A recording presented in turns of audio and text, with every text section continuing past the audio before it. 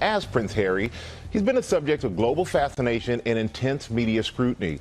But after years of watching others tell his life story, he says that it was time for him to finally take control of the narrative. I don't think that we can ever have peace with my family unless the truth is out there. There's a lot that I can forgive, but there needs to be conversations and then in order for reconciliation, and part of that has to be accountability.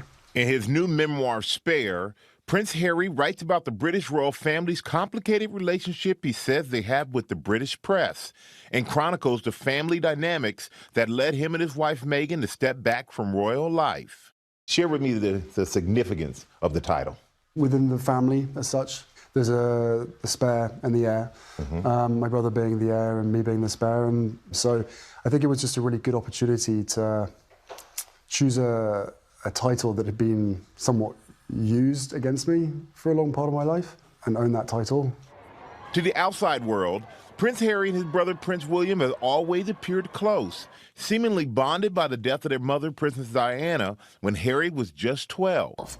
In his memoir, Harry writes about a more complex relationship, recalling verbal and even physical disputes between the brothers. You refer to your brother as your beloved brother and arch nemesis.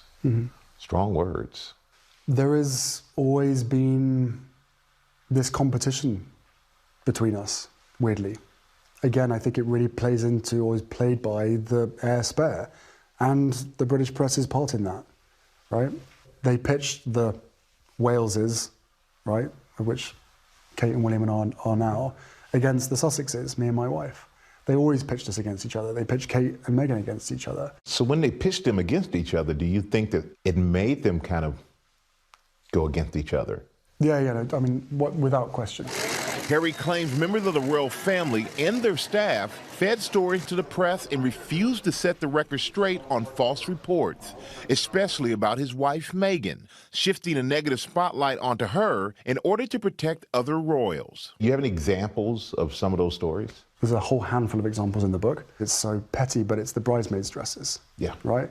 That was a real hard one for me because I was like, we've moved on from that.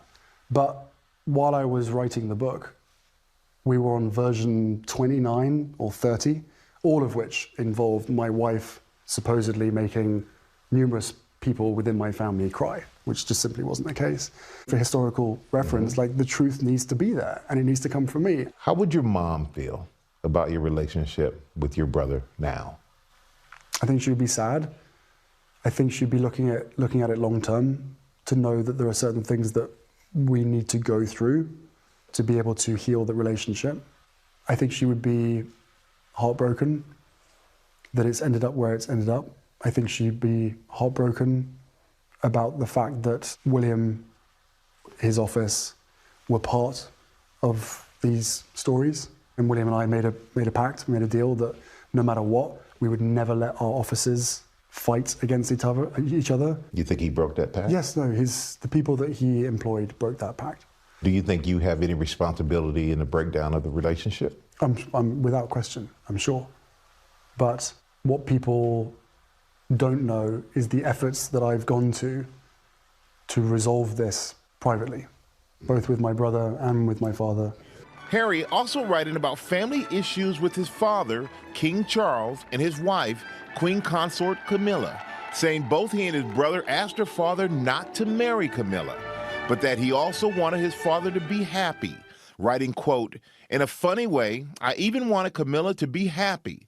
Maybe she'd be less dangerous if she was happy." When your father married Camilla, you wrote, "I had complex feelings about gaining a step-parent who I thought had recently sacrificed me on her personal PR altar."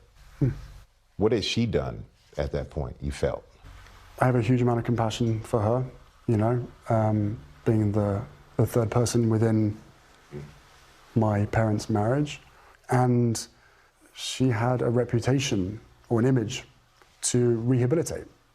And whatever conversations happened, whatever deals or trading was made right at the beginning, she was led to believe that that would be the best way to doing it.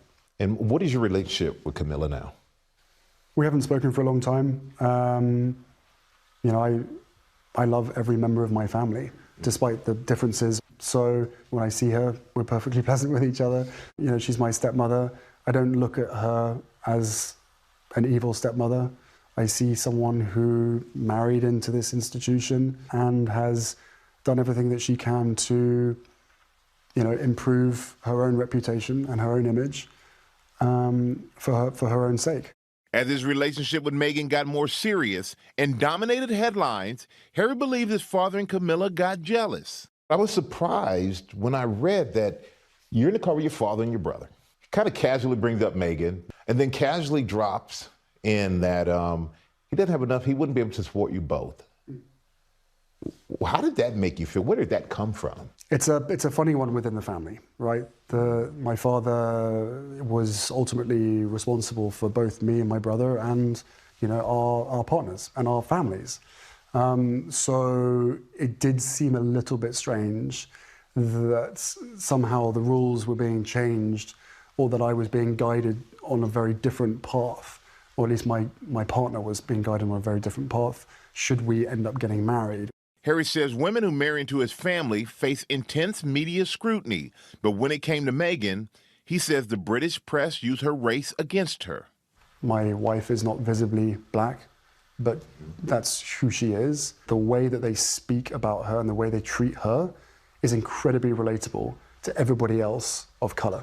So did it give you a better sense, being with Meghan, about how black women are seen, treated in society as a whole? Yeah. With the paparazzi playing a role in his mother's deadly car crash, Harry said that he feared the relentless British media coverage of his family could endanger Meghan and their son Archie. I'm trying to put a stop to this because I can't ever imagine, and I don't want to imagine, what that would be like for me or for my kids, especially when you talk about history repeating itself, right? Harry writes that he suggested a possible solution to the royal family, a hybrid proposal that would have allowed them to split their time between Canada and the UK while still serving the Queen. Recently, you lost your grandmother, and I offer my condolences to you. Did she ever express that she was upset at you? For what? Or wanting to change your role within the family? My grandmother and I had a very good relationship. It was never a surprise to anybody, least of all her. She knew what was going on. She knew how hard it was. She never said to me that she was angry.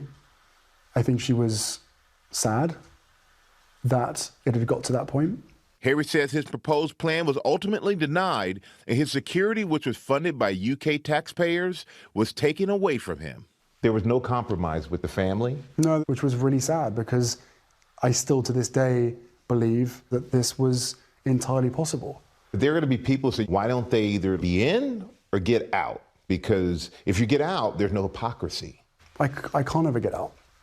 And I'm incredibly aware of my position, and I'm incredibly grateful for the life that I've had and continue to live. But there's no version of me being ever be able to get out of this. I was stunned that my family would allow security to be taken away, especially at the most vulnerable point for us. Did you think that they didn't understand your concerns, or they didn't concern themselves with your concerns? They didn't care? I think probably a little bit of both. Some critics are going to say, well, you're taking private struggles, you're making money off of them, you're getting paid from it, so it's almost as if you've sold out your family. And the only way that I can protect us, the only way that I can correct those mistruths is by writing something, the truth, in one place. And I fully accept that writing a book is feeding the beast anyway. Is there a part of you that can see you and your family going back to the UK, becoming working royals with the monarchy? I don't think it's ever going to be possible. I don't think that, you know, even if there was an agreement or an arrangement between me and my family, there is that third party that is going to do everything they can to make sure that that isn't possible. Not stopping us from necessarily going back, but making it unsurvivable. And that's really sad because that is essentially breaking the relationship between us. There was something in the future where, you know, we can continue to support the Commonwealth, then that's of course on the table. And Prince Harry says he felt the responsibility to speak out against the racism and cronyism that he says his family faced in the British press, because if he can't do it with all of his resources, then who can?